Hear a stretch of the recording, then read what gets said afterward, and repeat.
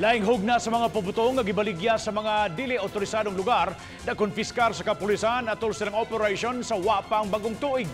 Apan ang nakalahin ning mga operasyon, lakip ang mga namaligya gipang dakop. Matod sa kapulisan nga seryoso sila sa pagpatuman sa maong lagda ug dili lang kini kutob sa mga pahimangno. Kini ang gitutukan ni Nico Sereno. Gipanghatod kaganihang buntag ngadto sa Cebu City Police Headquarters kining mga pabuto nga nasakmit.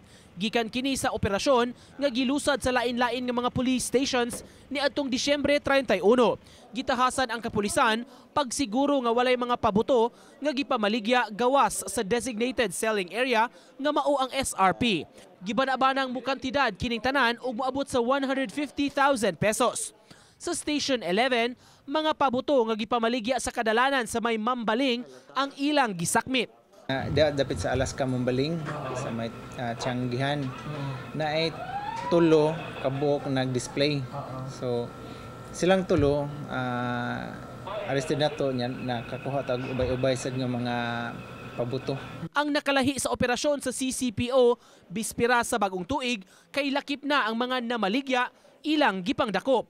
26 silang tanan ang nadakpan sa tibuok Cebu City. Di sa bawal ka pabuto kay gagmay man to siya. Oo. Ang bawal ato kawa mi permit. Igo ra mi ngawat.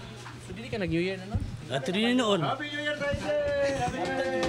Ato rin ngawat sa baday tay may Nag-New Year na tay kwarta. Matod sa CCPO, mensahe kini nga seryoso ang kapulisan pagpatuman sa balaod. People should, cooperate. Alam man nila bawal.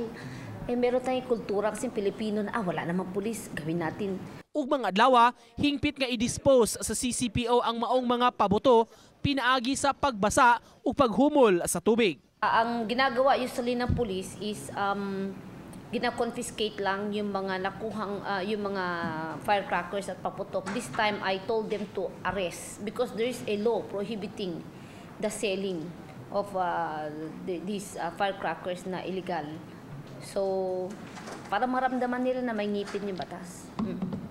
So, they spent New Year sa kulungan. Uban ni June Sulon, Nico Sereno, Balitong, Bisdak.